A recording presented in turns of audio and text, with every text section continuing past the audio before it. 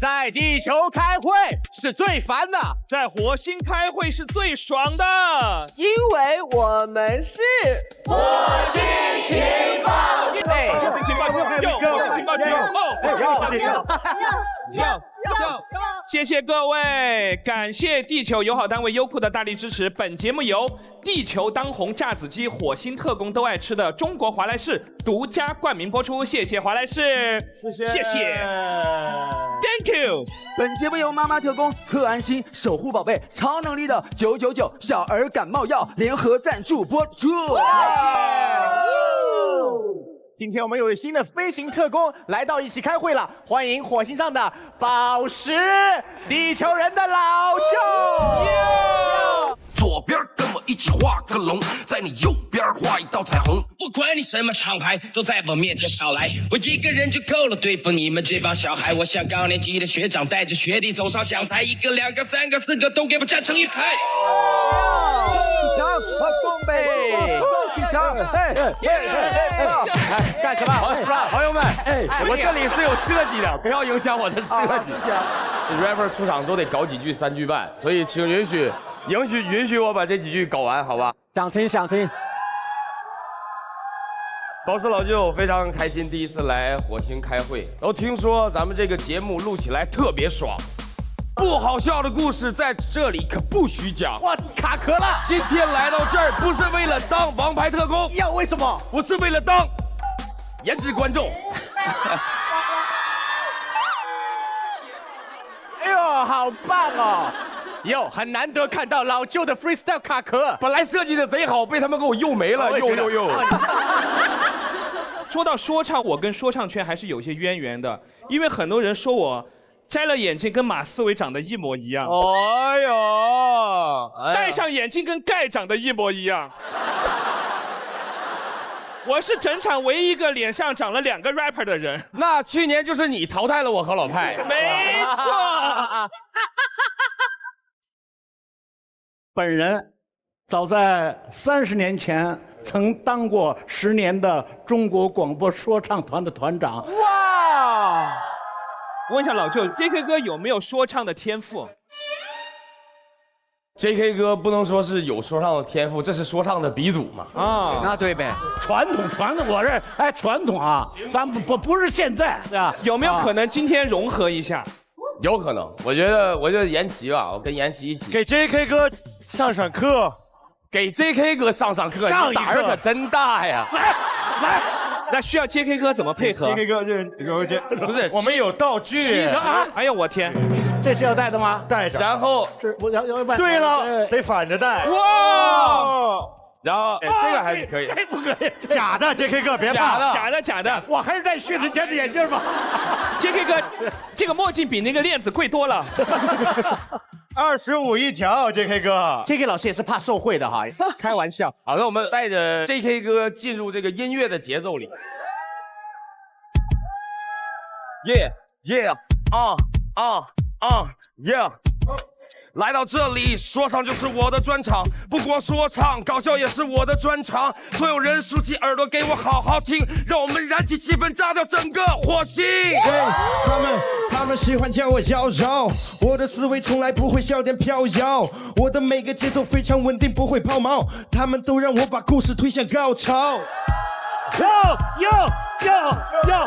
我作为前浪是看着你们后浪，你们的某些斗唱也很棒。那我手拿着麦克风得有准儿，不然他们会打滚儿。春季里开花，1456。6月6我6月6我春打69头，这个腐漏你说难受不难受？你说难受不难受？你说难受不难受？难受。最后一关 ending， 难受，对吧？是不是？哇，太对了，太酷了。自成一派 ，JK 哥，我这个不是说唱，我这是快板儿。棒！我这么说吧。我们现在融入年轻人的世界，这对我们来说非常炸裂，这让我不会胆怯。这句话就在我昨天给你们书上的第4页。开看出了没有？自我调侃的第4页，我第1页都还没看，还怎么？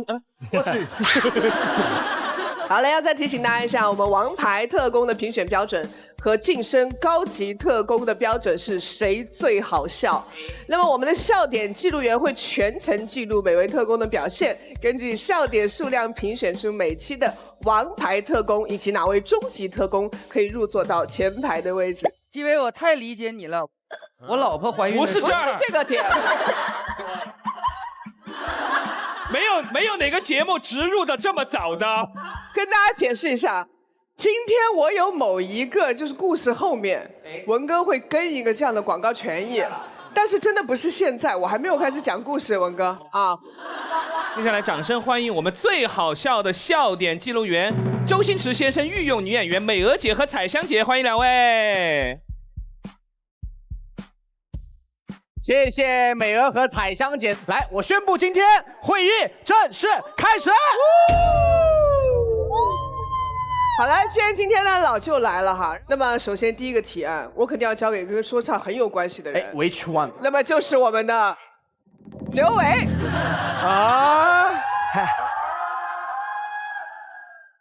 老舅今天第一次看我们提案，我跟你说，其余的朋友提案提的稀烂，今天让你看看我的表现，看看谁是火星的 No.1。所以 ，Ladies and Gentlemen， 我发现，哦，这是地球吗？在这地球上，每一个人都会莫名其妙心虚，那一定是做了亏心事。但有时候我们也会觉得奇怪，明明什么都没做，也会感到心虚。如果我说你高，你会心虚吗？如果我说你帅，你会心虚吗？会心虚，我们每个人都会心虚，地球人总会莫名其妙心虚。唉，地球人真奇怪。漂亮，漂亮，漂亮！把刚才那个再念一遍，我们啥也没听清。所以提案是什么？所以我发现一个没卡上。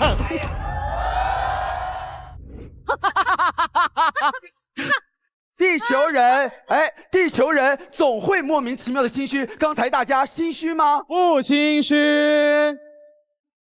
你心虚吧？我心虚。我告诉你们，什么时候最心虚？人撒了谎会心虚，我撒了一个大谎啊！我这个应该是实实在在的心虚。因为我以前呢是参加比赛出身嘛，然后我跟老薛是一个比赛，是的，我一直都走唱跳路线，就把自己这个状态拿捏得很准，然后直到有一天好死不死，突然有一个选手他也要唱跳，那一刻我觉得 Oh my God， 遇到对手了，我必须要独一无二。然后那个时候呢，我又没办法换歌了，因为我是一个唱跳。我当时唱的是我在捷运线的车子里向低空飞行。哦，我记得，哦，我知道，对，你记得吗？想起来了。然后当时头上场了之后，我想说不行，我要 international， 我怎么办？怎么办？我就决定我要唱假韩语啊。然后我就在那个歌的前面还是唱那个中文，突然到副歌，然后大家都出其不意的时候，我突然내가 그대 없어 나가무나겠어 난 파치 내가，然后假的都是假的，很像哎。就讲完之后누가겠어 안녕하세요 한국도 만나서 듭니다。我还会这样跟大家说话，很真。不是，我都听懂了，你还是假的，真厉害。后来有一些学了，但是那个时候完全不会。然后我就唱完了之后，我心很虚，我觉得我唱完之后一定要第一时间跳出来说，老师，我唱的韩语是假的。然后等我要开始说话的时候，那一场的那个评委是徐怀钰，然后等要开始说话的时候，就听到导师们的掌声，听懂掌声，然后我就没有机会说话了，然后我就想说，那我就先听老师说话吧。然后这个时候徐怀钰老师说，刘维，你的韩文唱的真的很标准啊。他会不会听出你唱什么了？我也不知道他为什么要说我唱的韩文很标准。然后那一刻我，天哪，你把那你没法承认了呀！你这样子，你这样把徐怀钰也卖掉了。我承认的话，就等于徐怀钰根本听不懂，在撒谎。但是我不承认的话，就是我在撒谎。会不会听成了中文？比如说我的盆骨微缩还裂开了这么多，没有，我的盆骨裂缩还会开那么多，对不对？什么东西啊？然后我想说。突出重围，我那一刻我觉得确实突出重围了，但是我该怎么办？然后我想说，我到底是保我还是保徐怀钰？你保不住了。我那一刻我告诉我自己，我要保我的徐怀钰。然后我就坚定地拿起麦克风说，对。然后从那以后开始，我的百度百科就是刘维朝鲜族。哦，原来是这样来的。他有一阵子很多人都觉得他是朝鲜族，其实你根本不是。现在他已经把族真的改成朝鲜族了。没有啦，我当时那一刻确实是没有去反驳，但是后来我就在那个备采里边我就说，其实大家一直误会了，我不是朝鲜族，其实我是汉族，但是只是我很喜欢我们中国朝鲜族的民乐，啊，就这样的解释。但是呢，今天我想在舞台上感谢一下徐怀钰，虽然说他说我是假韩文，但是毕竟那个时候他保了我。你这个故事应该保不住他了。你这个故事讲出来，他更尴尬。但是我那个时候真的很感谢徐怀钰老师，所以我今天想用徐怀钰老师的《我是女生》唱一首假韩文的歌。哦 ，Come on，It's your show time。这会不会更保不住了？我感觉你俩都够呛。那我还唱吗？期待。唱。这是什么？这是徐怀钰当年唱《我是女生》的头饰。这个不像朝鲜族，像傣族，这个像傣族，傣族这样的。姜昆哥说的是歹徒，歹徒。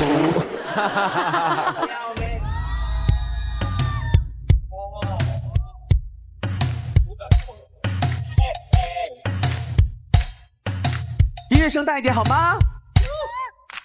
내게는만 내가 몰랐어 하지만 내가 오직 만났어 그대는 애지가 몰랐어 내가 이제는 가랬어 이제는 뭐지 같이 그게 뭐야 하지만 너그나 나의 여자 너무 예뻐 여자 나는 여자 아니야 너는 귀여워 여자 나는 여자 너무 콘샷났어 나는 여자 올레올레요 나 여자 아니야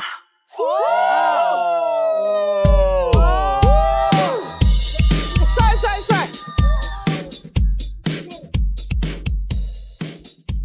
徐怀钰，徐怀钰，对不起，我现在韩文 OK 了，你现在说是对的。另外，你刚刚说的是真的还是真的吗？是假的，刚才是假的，也是瞎编的。只是副歌是那个真的，但是其余都是假的。哎，我跟你说，有办法圆了，有办法圆了，就是不怪徐怀钰，我们所有人都去觉得是这个是真的哦，所以肯定不是他的问题。好标准啊！是你厉害，好厉害。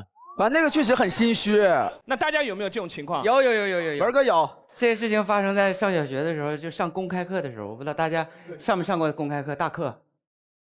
很多人领导看这个老师厉不厉害？对，领导来听课嘛，然后老师在前面上大课，然后上大课的时候，老师会这个紧着好学生去提问去叫，去让他们回答，然后呢也会鼓励全场所有的学生都举手踊跃发言嘛。我最开始这就心比较虚嘛，因为我怕他记错了，我要是举手举得太踊跃，我怕他叫我就不会回答不上来嘛。但是全班都举了，如果我不举的话，我那就出个坑。你不举也是个坑，不举也是个坑。行，你接，反正我然后过了几次公开课以后，我发现老师其实叫的还是比较准确的，因为我心里太懂了，有那么几个天天在一起跟我玩，他根本也不会。那举手举那个踊跃，真的都演的非常好，旁边的同学演太好了。我一看你们都这么踊跃，我说反正老师也能叫准确。然后有一次公开课，我这举手举的就可能演的有点过了，太逼真了。对，除了没有冲到老师跟前，就简直就是我会，那全场就是我会，全班就我会。老师说这个问题谁会回答，请踊跃举手。我说老师我。老师说那就金志文回答。叫完我就懵了。我说老师我不会，老师说哦那你坐下吧。那时候能感觉老师特别心虚，上大课呀，领导都在听。后来老师也没办法，下课的时候就跟领导去解释，我就很远的看老师说那个孩子可能。老师应该这么表。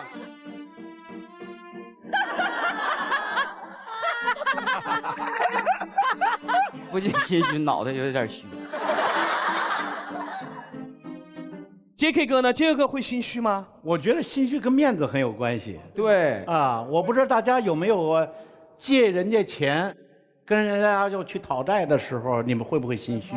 反而会心虚，比借钱还心虚。我自己有一个很心虚的故事。86年的春节晚会，你们不知道看过没看过？看过。86年的时候，有一个新的主持人到了我们的春节晚会上，叫王刚。啊，王刚老师。王刚从沈阳到我们这儿演出了以后，结果他带的一条裤子很短，没有盖住脚面。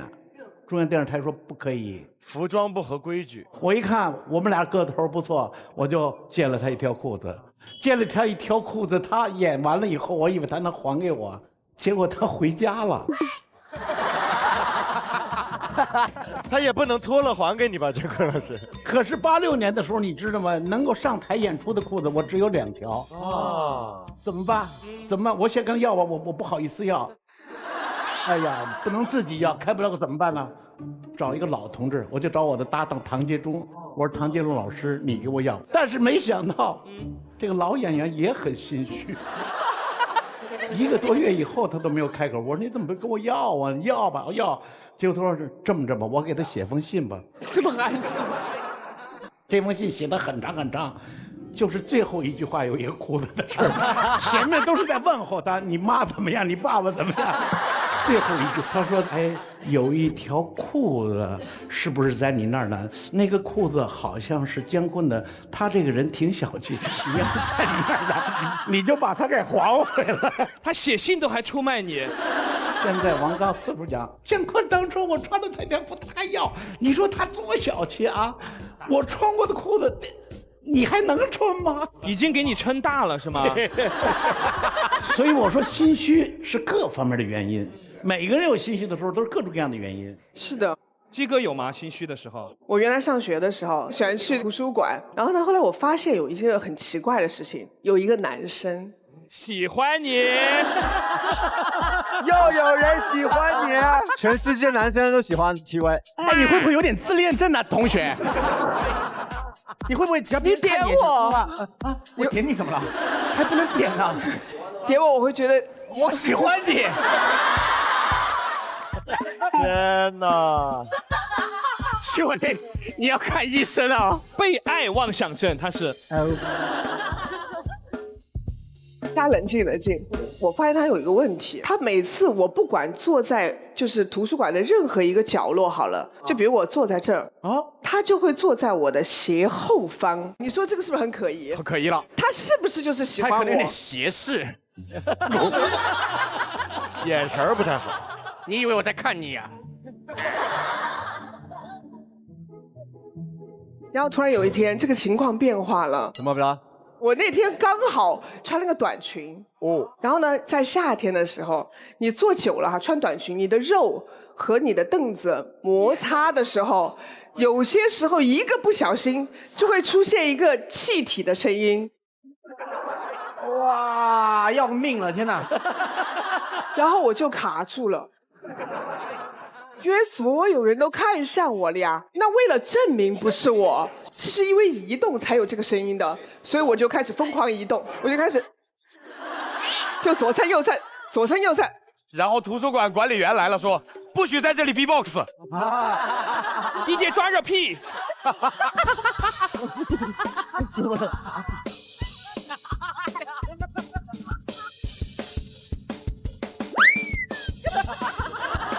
我这个时候我正在我心虚，然后心里面憋得难受的时候，我突然闻到了一股味道。居然真的有一个人真的来了个蔫儿的啊！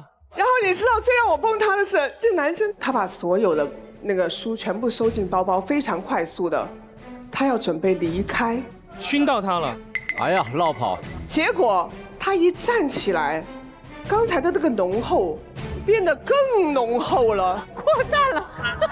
突然看不清楚书了，是吧？我这个时候才发现，原来那个蔫儿的是他。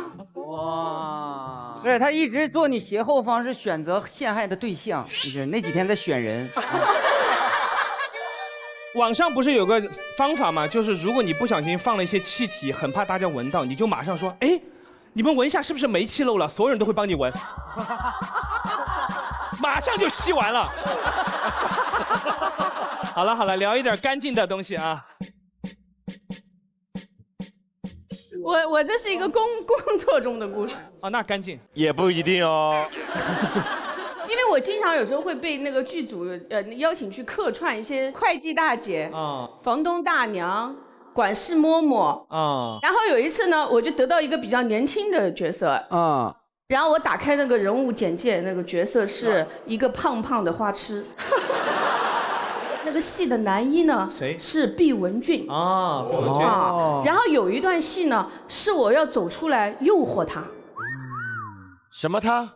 冒昧的问一句，喜剧片哈，是很难的，而且你还要把门堵上，你要把门堵上说，嘿嘿嘿，就是这是什么？真的，这是什么诱惑？等一下，我有片段，我一会儿放。你要把头转过来说，嘿嘿嘿嘿。这是什么？我等了10几年的采花贼就是你呀！我的天哪！就是你奸笑就好了。但是当一个高高大大的帅哥站在你对面的时候，一切都不一样。快，高高大大帅哥，快上！你知道一个高高大大的帅哥，当他站在我对面的时候，你竟然有了羞耻心，就是那种感觉，就是你说不出那句话了。然后我就变成了，好了，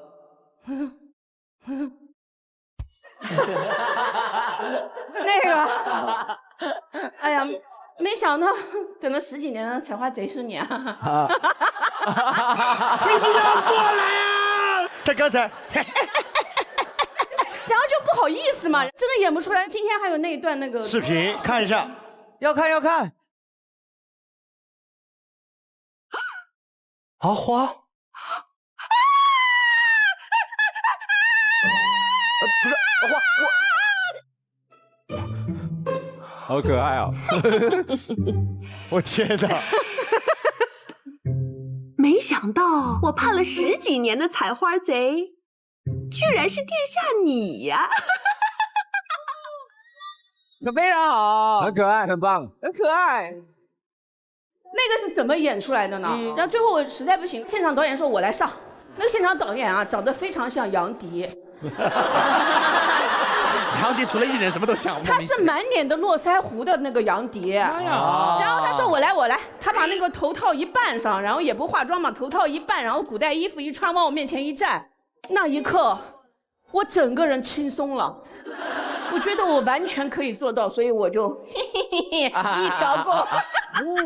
首尔姐是帅哥检测机，所以我理解了，首尔姐就是如果你真的对谁那个容貌有点抗拒不了，你就会比较害羞哈。怪不得，他看我经常害羞。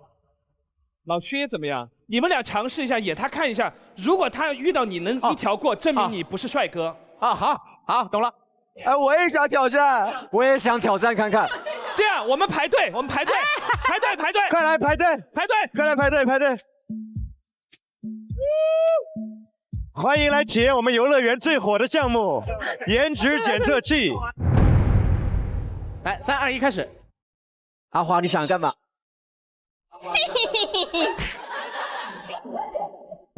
阿花，对不起，压力好大。上，我来上。你还要再排一次啊？没你的事儿，不能玩啊！一个项目只能玩1次了啦。你把首尔姐当什么？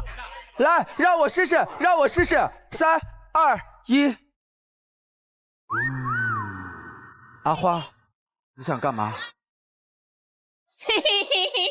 重开，这么狠！来，下一位。压力好大，我一定要得到这个认可。哎，准备好了，来，3、2、1。阿花。哎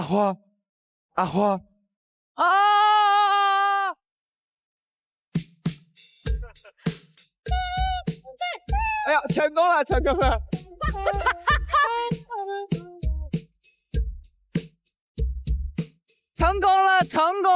了！哎呀，还可以，很准，非常准。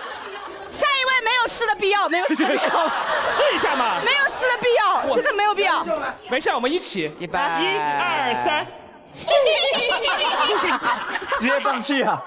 神经病，确实没必要。好，到我了，好，预备起，3、2、1，阿花，阿花，你在干嘛？录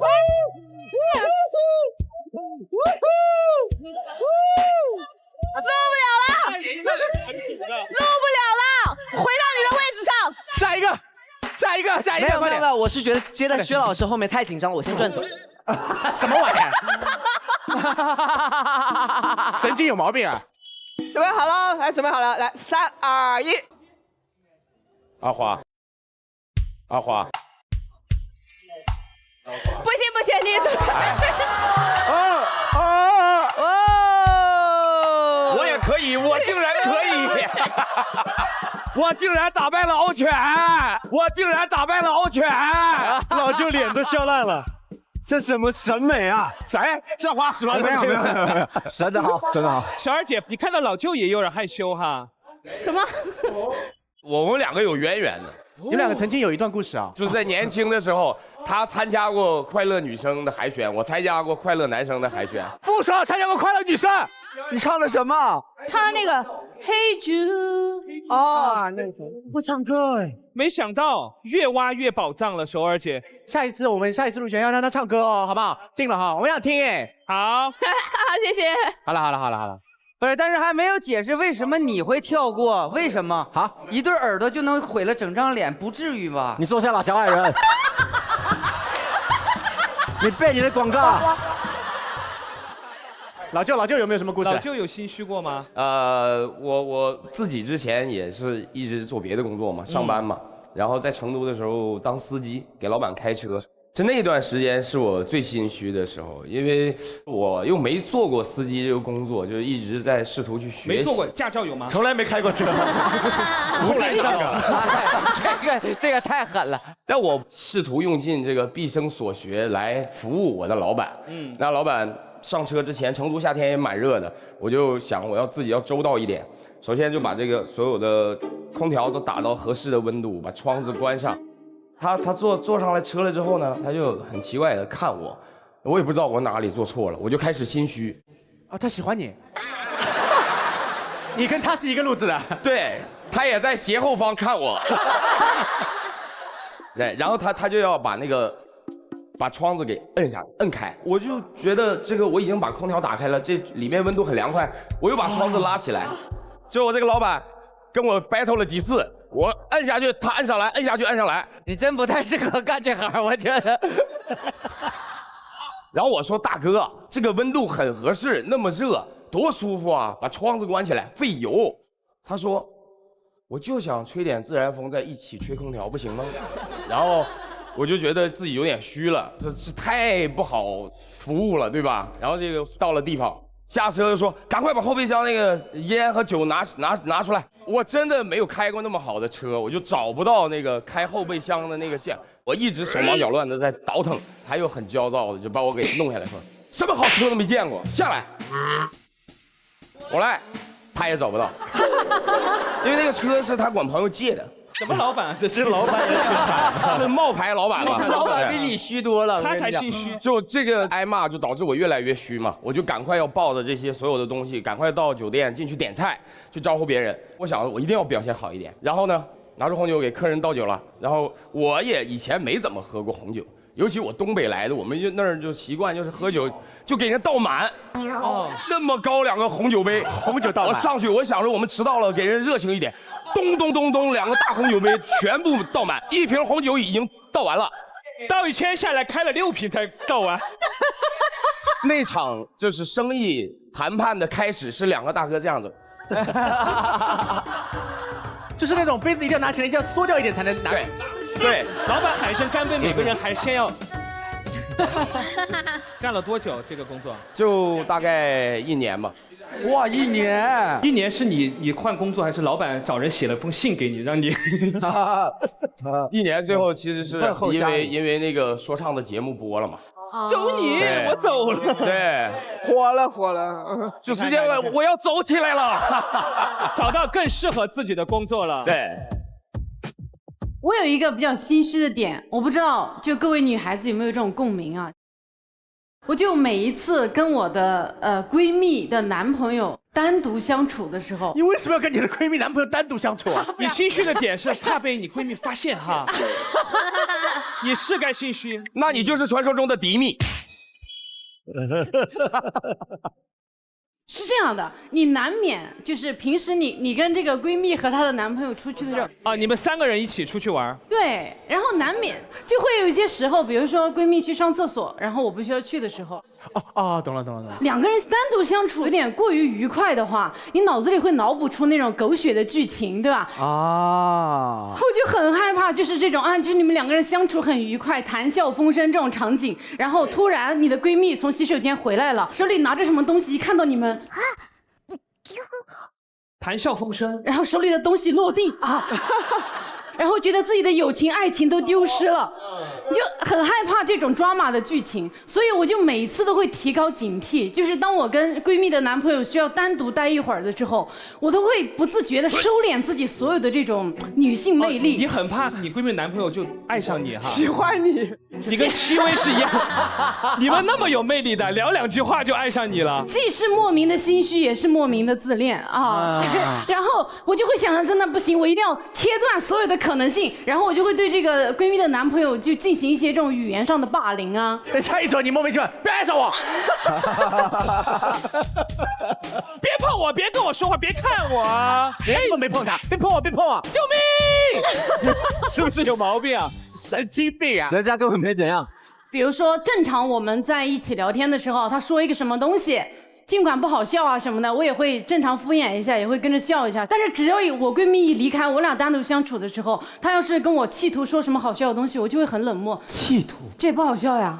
你就这么突然间变个人，就让这个场面能有多尬就有多尬。但通常这种情况，我自己理解就是，我是真的对这个人有一点感觉，我才会尴尬。小鹿就是真的有啊，小鹿是对谁都有。然后就经常这样切换之后，后来有一次我闺蜜就跟我说，她男朋友回去之后问她为什么要跟我当朋友，说哇这个人好奇怪啊，说小一点人前一套人后一套，说难听一点可能就是人格分裂，那还是前面那更难听一些。小丫头还2副面孔呢。对，这个心虚啊，基本上就是对面这个男朋友越帅我越心虚，越优秀我越心虚，其实就是这样的。确实会有这种情况，怕闺蜜误会嘛，对吧？对。但是今天有一个非常临时发生的一个心虚，在 JK 哥这儿。我昨天晚上我要感谢戚薇啊！哎呦，这个哥，戚薇你给我们送了礼物的时候，哎呦，我们一看了你这个礼物啊，真是大家都很需要。因为这个东西很大盒子，我搁在这个边上了啊。下来以后，我赶紧去换装什么弄。哎，我忘了，我就回来了。我回来再找呢，我一看他在这儿，我特别高兴，我拿起来了。我一般在想，我说你看看人家送的这东西这么值钱，我送了一本书，被薛之谦说成，哎，是不是卖不出去？那时候都送到我们这儿来了。你这么说，我真死定了。你说了5遍啊，我开个玩笑而已。当时这里边已经没有人了，我就往这走，我就随便看了看，哎，我就发现。我这书在那儿扔着呢，谁呀？谁呀？这么没礼貌！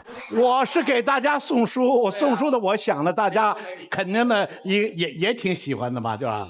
但是他走了，把书给我扔在这块儿，我就站出来是谁？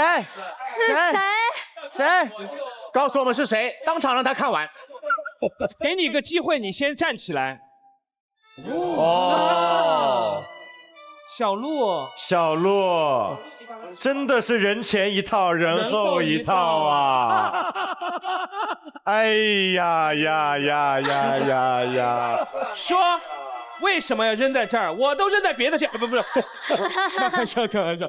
你为什么不拿？昨天是坐着的，但是我昨天因为我下场的时候忙着去上厕所，所以我手机还有我的台本还有我的那个一并落这儿，什么都没拿，真的很不好意思。后来工作人员赶紧跟我说，就把拿回来了。而且姜昆老师，我买过您的书的，我自己在录这个节目之前，我就买过您的那个《虎口遐想》看过的。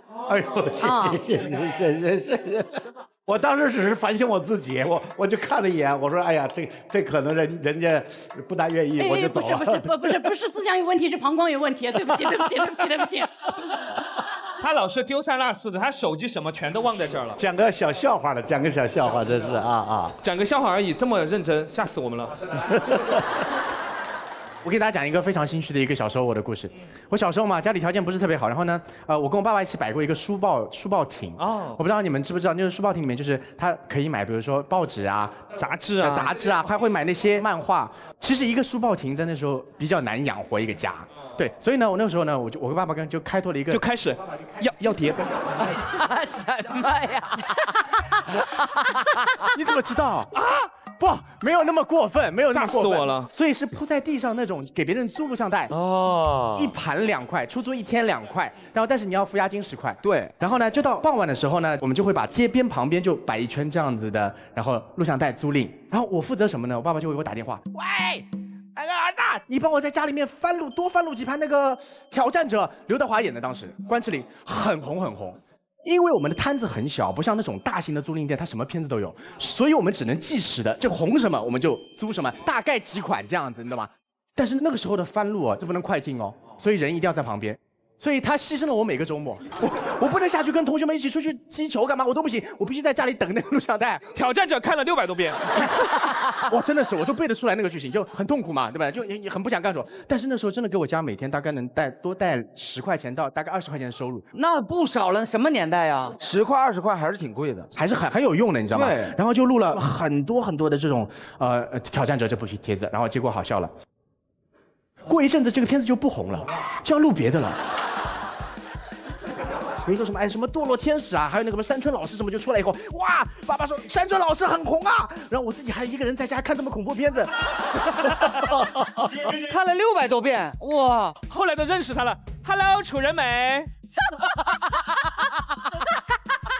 后来我就开始偷懒了，我爸爸叫我录这个，我就不录了，因为还是要拿那部叫什么挑战者的片子拿回来，再去录成别的，然后上面写别的字，你知道吧？盒子上写别的字，覆盖。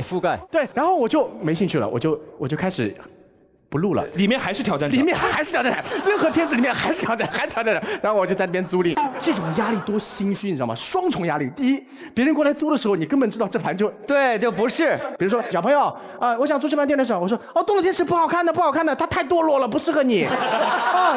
你看挑战者。对，然后别人说我要看那个山村老师2块钱，知不知道？我说山村老师不好，这个老师不行的，这个老师一点都不老，山村老师。你看挑战者。然后有的时候呢，别人就挑战者还有吗？我说有的，我们从山村老师面前拿出来以后就放回挑战者。挑战者，你相信我，这肯定是挑战者，我懂的。其实心里面很虚嘛，你不光这么心虚而且你当时还要想，有警察和城管哦。我爸爸有一天正好去上厕所，有一个警察过来，哇，一个4年级的小朋友，你知道心里面有多虚吗？我就看到一个警察过来敌手相了，我当时就已经不行了，我快疯了。他慢慢一步步走过来，我的摊子要被收掉了啊！亚瑟好，就叔叔好，亚瑟好，害怕已经不行，全是流泪。小朋友，能不要哭？小朋友你别哭啊！我要份报纸。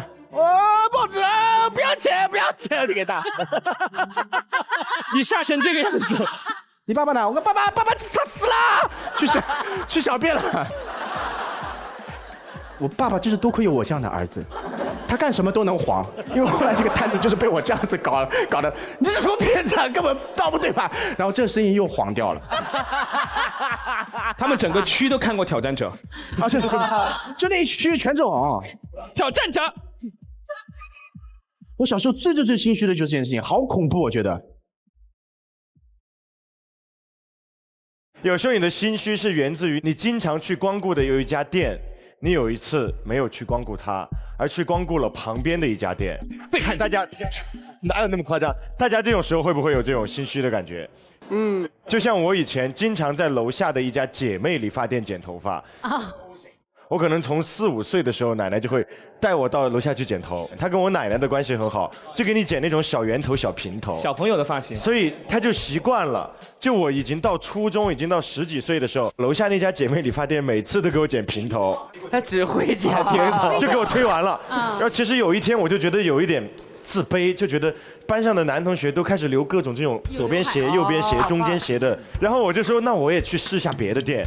没有想到剪完之后我就开始心虚了啊，因为你每次顶的不是一个平头。路过他们家店的时候，她们2姐妹就在店里面，两姐妹只有你一个生意，你不去他就没有生意做，就在门口等你来。因为他在我上楼的唯一的地方，就我每次过去都会。张艳倩，谁给剪的头？就是那种，我就会被他抓到。有时候我都是要用各种方式挪过去，就是我会等有汽车经过的时候，我跟汽车一起跑过去。比如 JK 哥是那家店，然后有个汽车过来，我就会扒着侧门，我就会跟着一起跑过去。我真的就是不能从他们店门口经过。你可以这样直着跑，感觉你坐在副驾。真的这样，他也追不上你，神经病。发型还是被看到了。对，就是有一天就是这样，我的发型就被他们看到了。完了，然后他们就把我拉住聊天，但是他们就是句句都聊头，但是没有一句在说头，就是他就哎呦，最近精神面貌特别不错呀，哎这孩子好像最近特时尚，就不提你头发的事情。我给你点的6个点去哪里了？和尚啊，少林寺啊，对，姐妹理发店，刺啊刺啊。好痛啊！莫名其妙。I'm sorry。然后就是他们就聊我的头嘛，然后其实当时就特别心虚，就感觉我从来都在他们店里面剪头发，好像就是背叛他们两个。明白。然后我当时就真的就是也实在下不来台了，我就说对我去。就开始诋毁别人家了，我也是有病。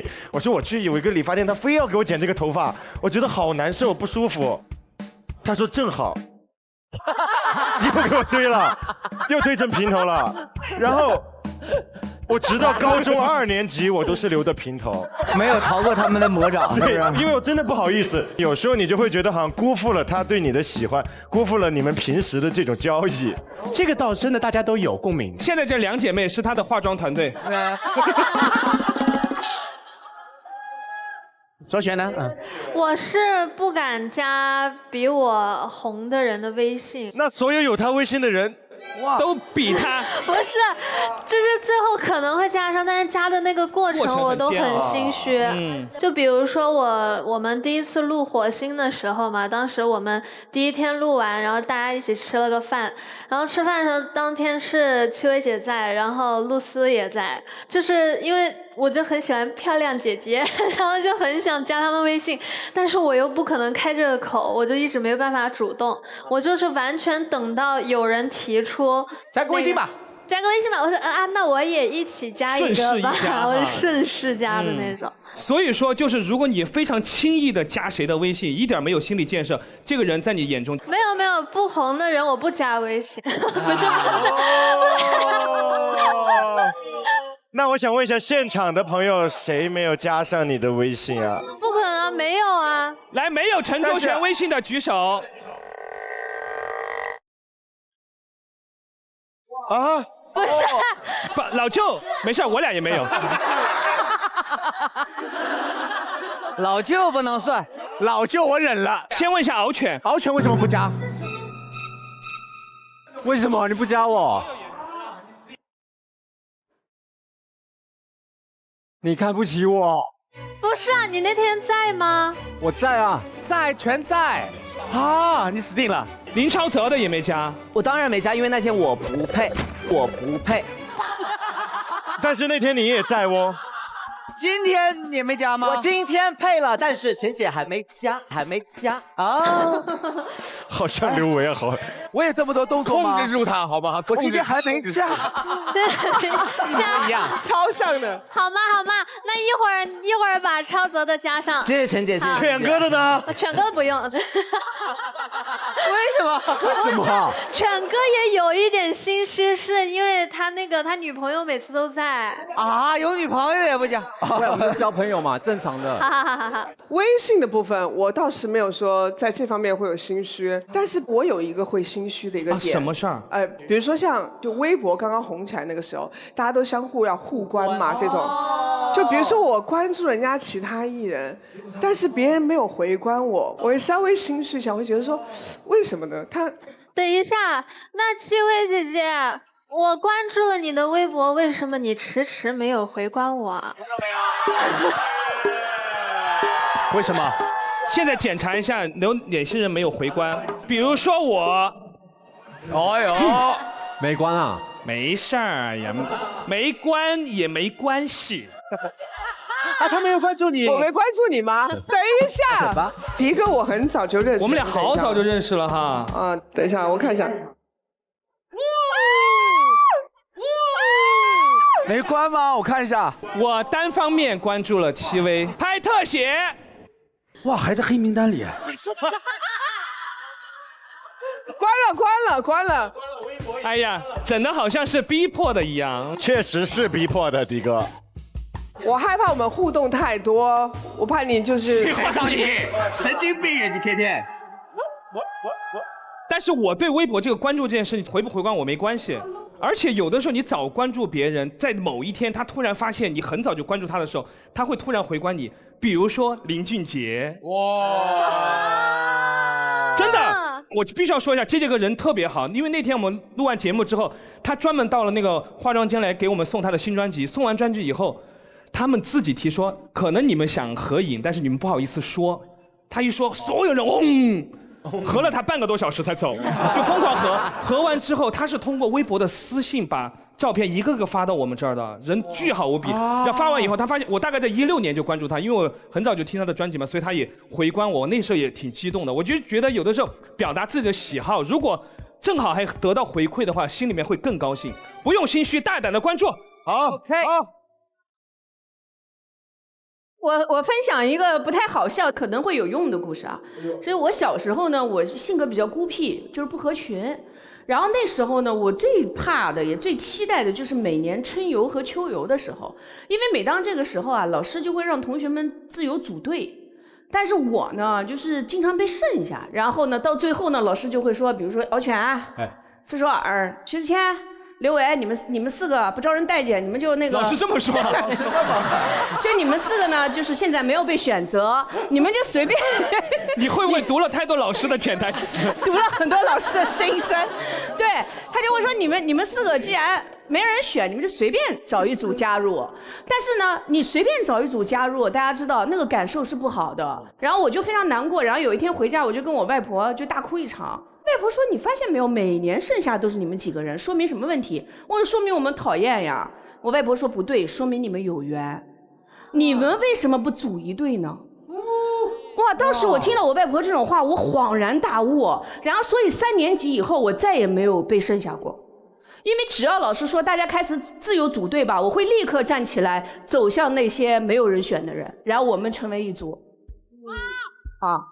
我外婆的这个事情影响了我一生，就是大家就是不同道的人走在一起就是同道人，不合群的人在一起就是一群人。当我们都没有朋友，我们走向彼此，我们就都有了朋友。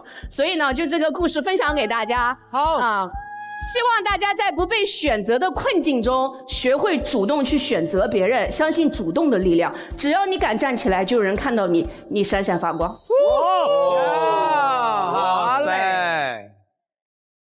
而且我个人觉得，不知道大家没发现，这种莫名其妙心虚的人，他其实内心是很敏感的。多数情况下是因为善良，他可能怕给别人有一些困扰啊，或者让别人的情绪受到影响，所以反倒给自己的压力。就比如像我们很熟悉的朋友维维，他其实很敏感，你会发现他很容易心虚。所以其实我往往在想说，这些善良的人能不能给自己多一些照顾，更关注一下自己的内心，在照顾别人的同时，也能守护好自己的快乐还有幸福。哎呀，其实心虚这个事情对一个人来说，他保留一些是有好处的。比如说我在一个高铁上上厕所的话，我会强迫自己10分钟之内一定要出来。我最多10分钟，我会拉得很快。进去计时开始啊，对，是真的。我上次有一次就是在去南京的那个，大家都知道我在高铁上嘛，我想上厕所，可是有一个人在里面真的待了40分钟。哎呦！可是所有人都在上厕所，但也没有人去敲他们。可是他一出来的时候，大家的眼光是这样看着，觉得哎，你这个人真的没素质。所以我觉得还是人类要保留一点善良和心虚，对你自己是有好处的。好的。那么我们第一个提案已经结束了。如果大家觉得这个提案有共鸣的话，就拍桌支持。3、2、1，请表决。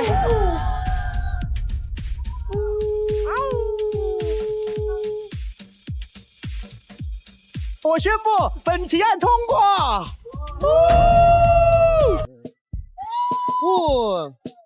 好的，马上开始我们的下一个提案。戚副局长，你觉得谁来提这个提案比较合适呢？我想想啊，谁呢？谁？我想听一下敖犬提案，因为我没听过他提案，有一个原因。什么原因？是因为他讲故事是好笑的，中间有很多笑点，但是我回过头想，我永远不知道他在讲什么。我看看他提案是什么样，好不好？敖犬，来，哇，你好久没提案了。我发现，社交中的艺人们急需要一些关爱。没错。其实这个提案之前一定要给 JK 哥讲一下，因为现在非常流行测各自的 MBTI 是什么。JK 哥知道 MBTI 吗？我为了这个节目，我真是查了一下，它是一个叫做性格的这个种类，全字找一找自己属于是 E 人还是 I 人？ E 人和 I 人啊。我再补充一下，这个艺人们呢，就是社牛，就是比较偏外向，偏外向的。I 人们就是比较社恐，偏内向。但是呢，所有人都因为 I 人这个内向的特质，都在关心 I 人的情绪，而忽视了 E 人的内心感受。真的，E 人也是人，所以 E 人特别需要大家的关爱，好不好？那我们稍微问一下，全场测过这个测试的，请举手。这么多，因为现在这个比星座还流行了，已经不问你是什么星座，就问你是什么人。我是艺人。那我们所有的艺人先举个手，我们看一下艺人有谁。这些都是艺人啊。等一下，对面。你是 I 人，我真的不能接受。为什么？你是什么 I 人啊？我是 I 人我是第一次就 I 人，然后觉得不像啊，再测一次真的是 I 人所以我们要好好关心一下艺人的一个情况，因为大家都觉得艺人好像特别活泼，都对无所谓，所有的场子都是靠他们来热，对吧？因为我就是典型的 E 人，但是我有个朋友比我还 E， 而且他的名字里面也有 E， 他叫吉克隽逸。人家吉克隽逸，对，吉克隽逸，他是一个比我还想炒热气氛，而且还会回家做检讨的人。比如说有一次吉克想找我去他一个 party， 我就去找吉克隽逸，我想跟他一起去赴约，因为那个派对上我都不熟，其实我内心也会社恐。然后吉克一进去就是那种典型的 E 人，一进去说：“哥哥们，我来晚了，酒满杯，情满怀，不喝这杯没未来。”哎呀！然后我虽然很 E， 但我那一刻我一点也不 E， 因为我私底下其实是一个非常内敛的人。吉克就说：“乖乖，去厕所。”去厕所。走，去厕所。吉克就看着我眼睛，握着我的双手就说：“乖乖，我的哥哥就是你的哥哥，就是我们的哥哥。加油！我罩着你。好嘞。然后我那一刻我就觉得 OK， 我就豁出去了。然后我当时推开门，我就说：“王哥、李哥，北京不大，风景如画，朋友不多，都在这桌，这杯弟弟先干了。”然后那一天呢，我们两个就很快速的喝多了。第二天我就看到了我的手机打开了之后，就是吉克隽逸给我连环4条的微信，而且都是60秒的语音视频。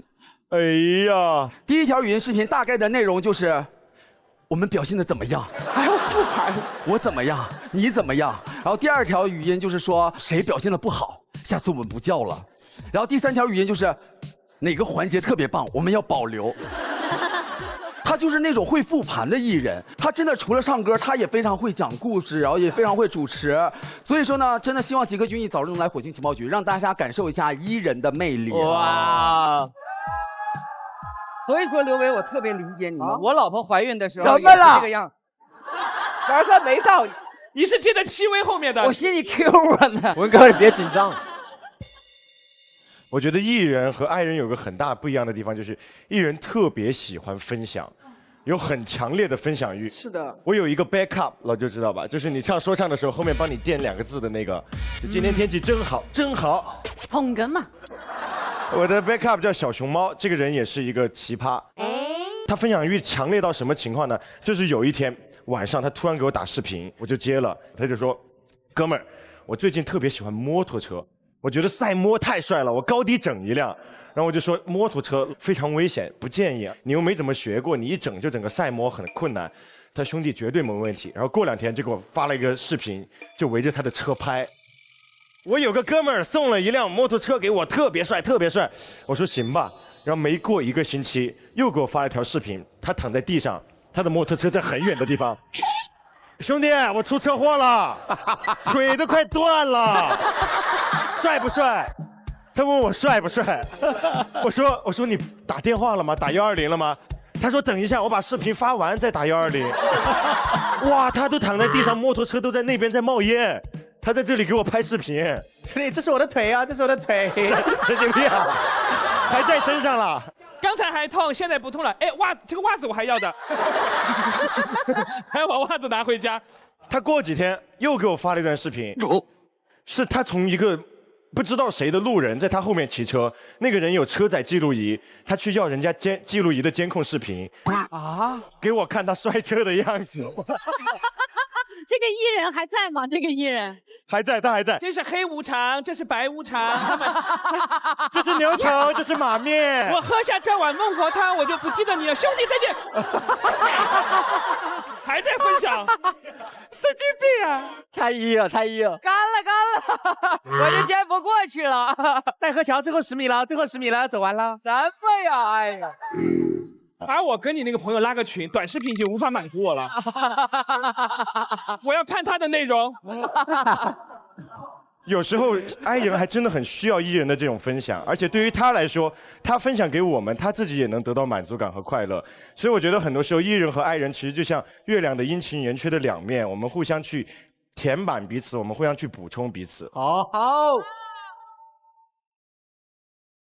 哎，我发现啊，现在虽然这个艺人和I人好像很典型的是内向和外向已经分开了，但其实艺人里面也细分嘛，对吧？有一些艺人他其实就是那种大猛艺人，大猛艺人，他们就是真是这样。It's me 啊，不，你来。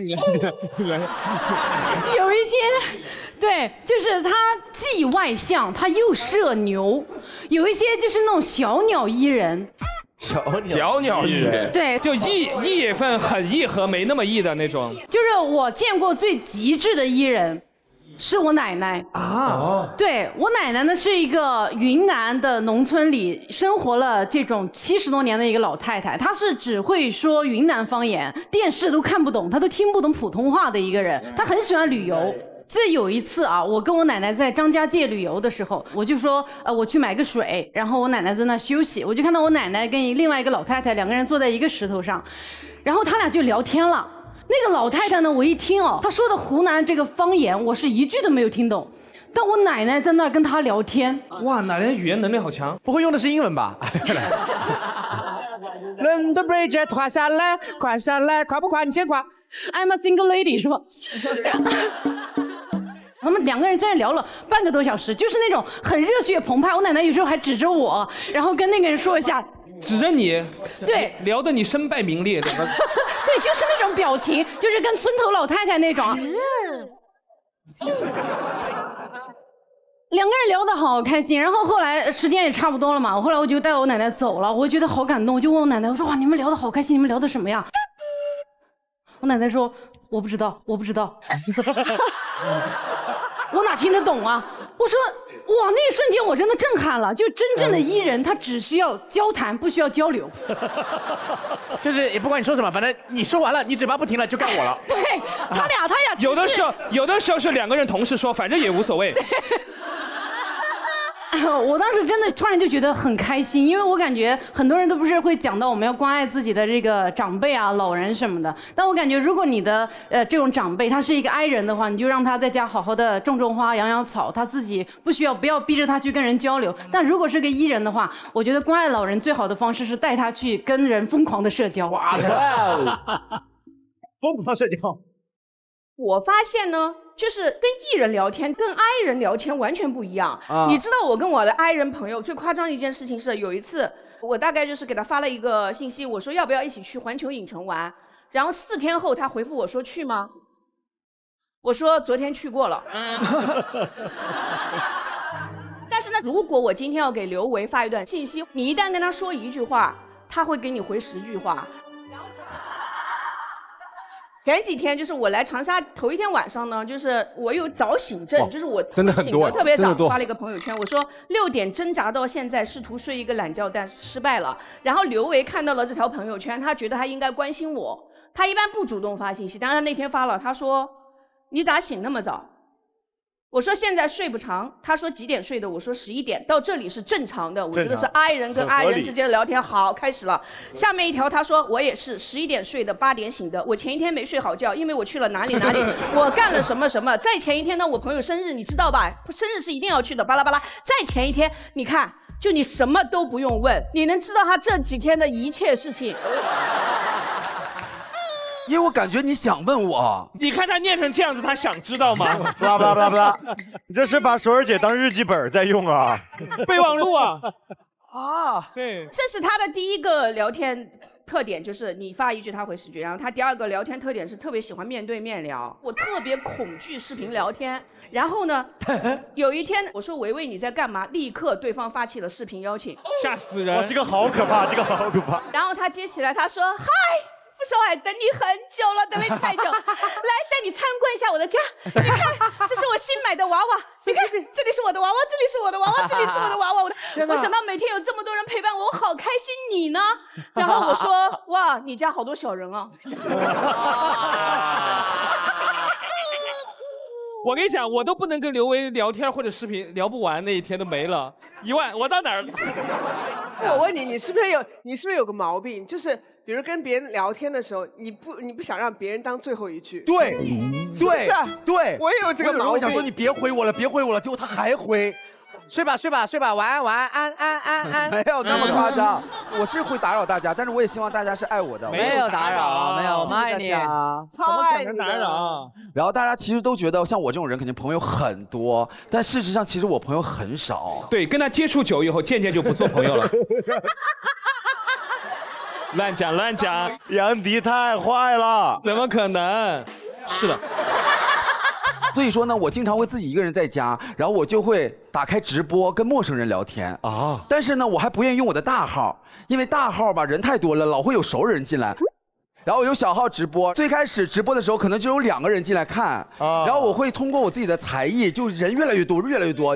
对，我莫名就刷到你小号直播，我还进来过。是的，然后呢，我有的时候周一呢，可能就给大家做那种午夜 DJ， 然后比如说周二呢，我就会给大家做一些唱跳，然后每到周五呢，我就会给大家做一个什么呢？火星解说专场，而且呢，周五呢，我不单单陪大家看火星，我还会点上华莱士陪大家一起看，因为全鸡配汉堡，感受双倍的快乐。哇哦！比如杨迪说话的时候，我就会吃汉堡，因为他讲的故事真的很好笑，不需要打断。如果他垮了，我就吃个鸡翅。这样我还能跟大家一起互动一下啊！咱们一边吃一边吐槽，让所有人进入我直播间的人都能期待快乐星期五。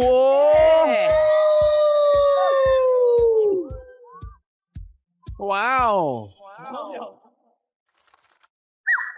好的，我要分享的是，我觉得有一种艺人，就是他们会是某种特定的场景或者职业身份，被迫的那个压抑自己的天性，然后明明是艺人，要装成 I 人这种状态啊。因为我家的那个保洁阿姨，就是我跟她关系特别好，在我心里呢，这个阿姨呢是个 I 人，因为她话巨少。比如说她在我家打扫卫生的时候，陈姐你演一下我啊，你在沙发上你就坐着，然后我在拖地嘛，就是拖，然后转头。走，不好意思靠近。然后或者换垃圾袋的时候，他就是不敢跟我对视，看到我在看他了，然后他就躲避我眼神，然后这样子。这是爱情吗？会不会眼神对上以后就是你喜欢我？然后有一次我给那个阿姨发微信哦，就约她那个保洁时间，就而且我还很轻的跟她讲话，因为我就怕吓着她。我说阿姨啊，那个明天能不能来我家打扫一下卫生啊？按他的性格来讲，他会秒回，他很有礼貌的啊。他说超泽怎么样，然后那天他消失了，他没有回我微信啊，然后发了个视频。喝完犊子了，今天是去不了了，喝的啥我都不知道了。这是 I 人。咱再去啊！我的妈呀！明天再说啊。好酷的阿姨哦！他发完这个视频之后说，明天去不了了，谁爱去谁去。喝多了，你家那破地儿臭死了。觉得阿姨其实在我家是装哀啦，她其实真正是个艺人，嗨得很。所以你不在家的时候，很有可能你家就是一个他的 club， 全是他朋友，说不定阿姨很想跟你共舞，对吧？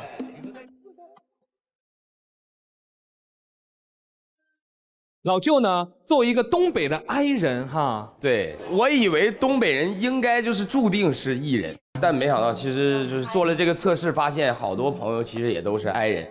但我们那边就是有一个非常有趣的现象，就是一到逢年过节、过年家族聚会，你一定会被迫变异，成为东北一家人。真的，就一定得异，不异不行。变异。一到过年的时候，从下午开始，这顿饭一直要吃到晚上，长达10个小时的饭局。是的，坐到饭桌上开始，你的这个一天的综艺旅程就开始了。对于幼小的你，那是一种折磨，你知道吗？小朋友们虽然喝的是饮料，但必须先提杯。对，因为你最小，年纪最小，让你们先说说，是吧？然后站起来背一套吉祥话。对。先是祝姥姥姥爷寿比南山，福如东海，大舅二舅都这个四季发财，祝我哥哥姐姐就学业有成。然后那个时候呢，因为大哥他就会先发言嘛，年纪辈分比较小的，像我们这种弟弟就特别紧张，因为一共就那几个祝福的词儿，对，都给你说完了。他在发言的时候，我们就在盘算下一句是什么。如果他把我的那个韵给用了，比如说四季发财，他用过了，哦，咋办？我好害怕。不能说重复的，不能说唱技巧就是这么练就的。对，然后呢，祝福完了一套之后呢，这些叔叔阿姨啊、大爷啊，他们就忽然集体就变异，非常开心，就变异了。什么鬼？所有的这个老爷们儿衣服全部脱掉，然后就莫名其妙的开始唱歌了。尤其是我二舅，他特别喜欢唱那个刀郎的《情人》，你是我的情人。最逗的是，他每次就要把那句"用你那红红的嘴唇"，对他要唱着"用你那红红的大嘴唇子，大嘴唇子"，就必须得把这句唱起来，然后大家气氛起来嘛。所有的男女老少都来表演节目啊，小朋友也要表演，这就变成另一个综艺了。出彩中国人，出彩东北人。然后是各种各样的歌都放一遍，什么邓丽君呐，一直放到这个迪士高。迪士高好老，反正连唱带蹦。接下来的环节才惨，因为你感觉都吃差不多了，情感大戏上来了。哎呦，就把这一年我对不起你，你对不起我的这些事情拿出来复盘。对，对，真的。刚才还在一起唱《情人》，很开心，这个时候就开始哭了，就某一个人就开始莫名的流泪。就数落你这一年对不起我家族的事情，很东北，太东北了。对对对，然后这个气氛就逐渐尴尬，小朋友们逐渐往后退，躲到角落里边，然后某一个人会忽然摔杯为号，这桌子哐就崩了。哎呀，结束吧，毁灭吧，过什么年？然后各回各家了，每年都要等到掀桌子是吧？对，保留项目，保留项目。不对呀，老舅，你说的好像是我爸，我感觉你是不是咱俩是不是以前一起那啥过？要咋说是东北一家人，过过年呢，我去，真的特别像。我们在这个东北生活了8年，你说的是典型的东北一家人，是吧？是吧？全是脾气啊！对对对对。其实大家分享了很多关于艺人炒热气氛的故事，但事实上艺人并不是一个热场工具，艺人也是人，也是需要关爱的。我之前身边有一个朋友，我相信大家都很熟，就是锤锤啊，锤娜丽莎，她是非常典型的艺人。但是她每次只要一上台，前一秒还说：“哎，我觉得我今天可能有点紧张。”然后一上台了之后，大家好，我是锤娜丽莎。转换很快，对，转换很快。但是有一次我们一起录《百变大咖秀》，然后锤锤当时模仿的是腾格尔。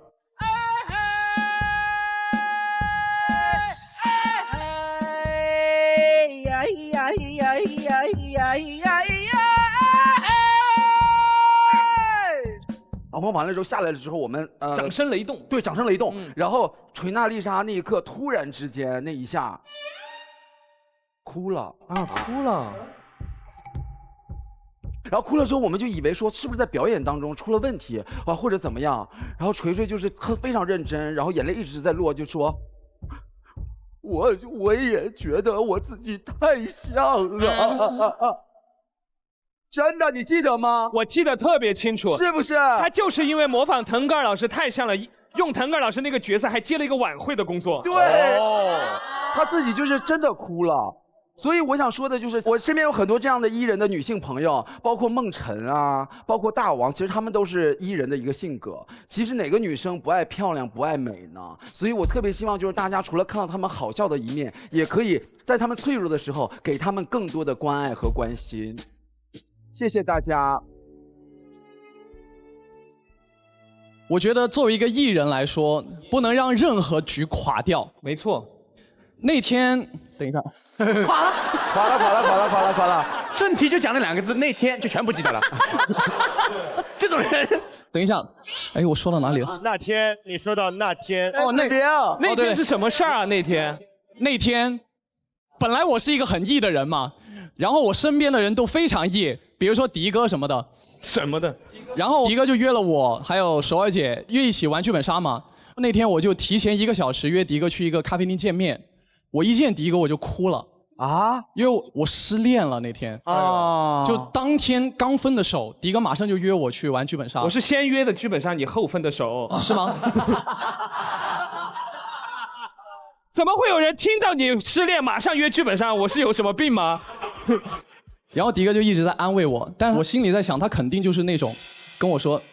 难受也得给老子玩儿啊！这个纣王真是这个，对，就是必须把今天的本子玩好。剧本杀讲究人数，我没有那么狠，我心里想，这偏偏挑今天失恋能玩剧本杀了，少个人，我现在临时还差1个小时，我约不到人，你在这失恋，你哭别哭了，你玩剧本杀，气死我失恋。对，完了之后我们就开始了，要读本嘛。然后那天好像首尔姐也是第一次见，对，完了首尔姐一直在看我。我说咋的了？他喜欢你？没有，没有。首尔姐跟迪哥说：“杨迪，你朋友是不是有阅读障碍啊？怎么读那么慢啊？叫他读快点。”首尔姐真的读得好快啊！对，我看一下这个本子。好，来，到你们什么？他把本子吃了。完了之后呢，我又难受，我一边哭一边读。这个人今天他对了。就是这样子的，他很伤心，他就在那里。我是凶手，我是爱情的凶手。我有罪。这个好，这个好。然后我首尔姐跟我说，我知道，爱情能有很多段，但是呢，本子今天只玩1个，请你尊重角色，理解角色，融入角色，玩。不要再辜负更多的女人。好变态的一群人啊！我们是恶魔吗？我们？我安慰你了，我说你照照镜子，你会是什么一个痴情的男生？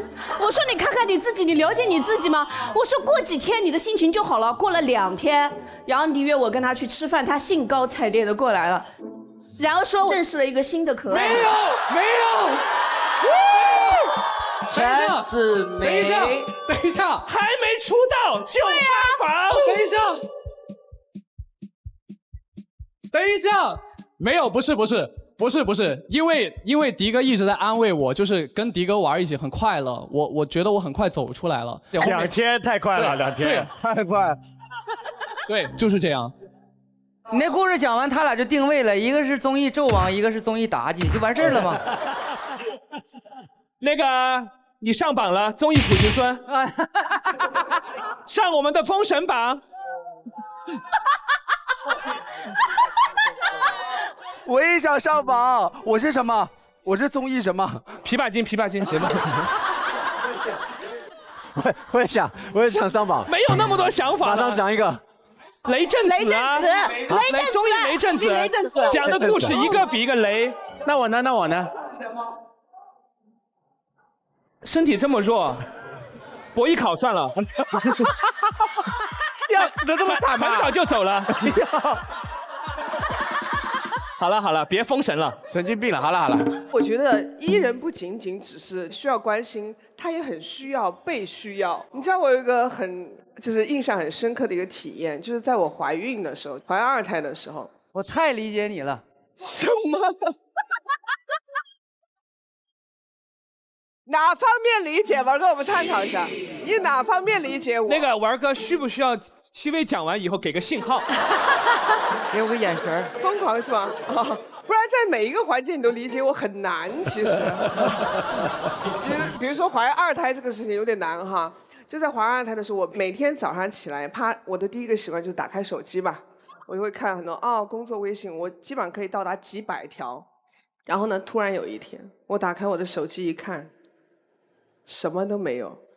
什么都没有啊，很失落。我就觉得说，哎，那肯定是我手机坏了，没网是吗？ OK， 我把手机关了，我重新启动，网络全部检查过一遍，没有任何问题。那一下子我就难受了，我就哭了。我就觉得怎么会没有任何一个人找我呢？我就在帮大家想各种各样的理由啊。我工作团队经纪人他们肯定是在接洽别的工作，以后再来找我。那像我的朋友没有联络我，像什么薛之谦这些在忙演唱会，像刘维这些，反正就是他可能在忙自己的综艺节目，像杨迪，反正本来就不联系。然后我就帮大家找一堆理由，我觉得不是大家不需要我，是大家在各忙各的，他们需要我的时候会来找我的。我那个时候就边哭边在这样想，然后那个时候我就想到，不对呀，有人需要我。马上就要来一个世界上最需要我的人了。哎呀，那一下子我就觉得好，然后我就心情就好一点了，我就开始跟他聊天，我就摸着我的肚子就在跟他聊天。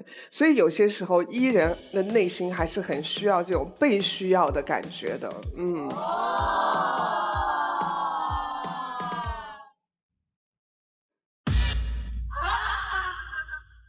我太理解你了，戚薇。好。因为我怀孕的，我要怀孕的。从头。好。戚薇，我太理解你。我太了解。了解什么？有问题了。你不要乱说话哦。哎呀，换成另一个故事了。重新说话。戚薇，我太理解你了，因为我老婆怀孕的时候也这样。所以呢，我要奉劝所有马上即将当爸爸的朋友们，当你老婆觉得被全世界遗忘的时候，你一定要说，这肯定要补，这肯定要补。有我在呢，我会永远陪伴你和孩子成长。就像我们的小儿感冒药一样，永远会守护宝宝健康成长。哇，666。我录了这么多期节目，很想跟大家分享一个我自己的感受。最让我们佩服的是 JK 哥。别介。为什么这么说？你们知道吗 ？JK 哥是一个大艺人。JK 哥是一个喜剧演员，然后又是个德高望重的艺术家。但是呢，他会放下自己的身段来跟我们这些年轻人融入我们的世界。是的。而且说实话，火星的场合里面，大家也感受到，有些时候我们开玩笑有点过的，是吧？以你为主，有些没礼貌的，甚至有些时候是有点冒犯的。但是你会发现 ，JK 哥完全不在意。其实我们可以感觉到您对我们的包容，真的很感谢 JK 哥。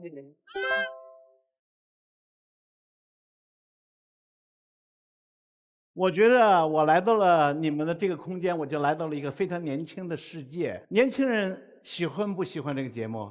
喜欢。你们希望不希望你们的爸爸妈妈也喜欢这个节目？喜欢。其实我就问了很多的年轻人，他们都很喜欢这节目。但是我问了一个，基本上是50岁、60岁、70岁，他们真不知道这个节目。我真是在想。难道我们真的中间有一堵墙吗？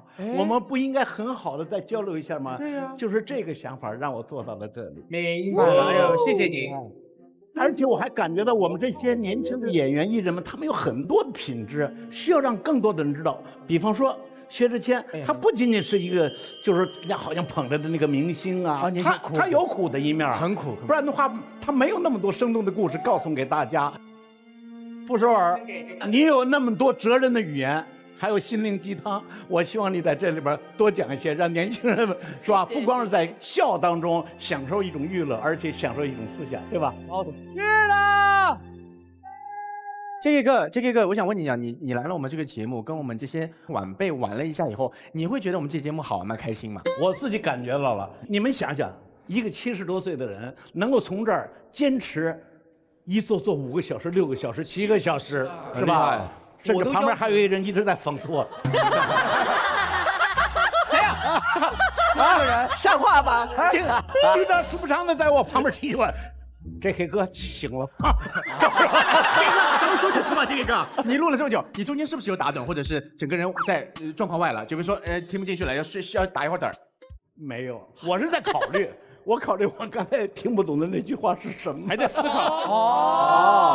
明白了。对，哦，原来你在思考上一个节目。哦，我们讲下一个天，他在思考上一个人的节目，让人家多一点思考不好吗？明白了，对不对？哎呀，掌声送给我们的 JK 哥。JK，谢。好的，那接下来我们这个提案已经结束了。如果大家对这个提案有兴趣、有共鸣的话，可以拍桌支持，请表决。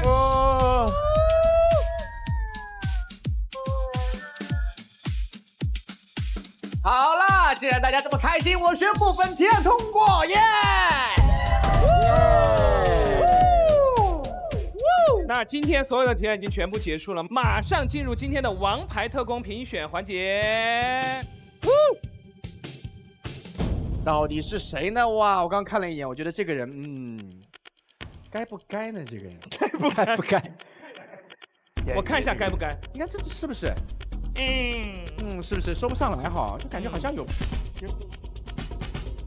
哎，我看一下老舅。哎，你真的好前5哦，是吧？第5名，66个笑点，哇，不错。好棒！但是第1名有26个笑点。对，我先把前3 Q 起来，前3名都要请出来。前3名先站起来，金志文起立。哎呀，张延琪起立。年年被提名啊，我是。还有一位是刘维起立。这3个人最终的今天王牌特工的归属是。6位，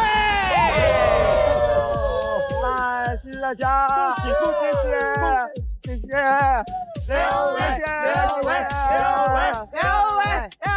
火星有句老话说得好，拳击汉堡有营养，特工吃完变局长。希望每一位王牌特工都能成为像我这样的局长接班人。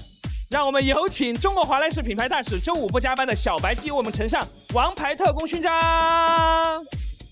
快乐星期5，记得去华莱士吃拳击哦！吃拳击，快乐星期5。是的，接下来有请我们的火星观察员 JK 哥为我们的王牌特工颁发特工。妈呀 ，JK 哥临走前，我收到了一份礼物，谢谢 JK 哥，谢谢。谢谢七哥，还有傅首尔，冒着讲我的故事那么不好笑的程度，还要硬要说我的名字，所以很感谢你们，然后我也会继续努力的，谢谢大家。恭喜2位，恭喜2位！我宣布火星情报局第6季第5次会议圆满结束。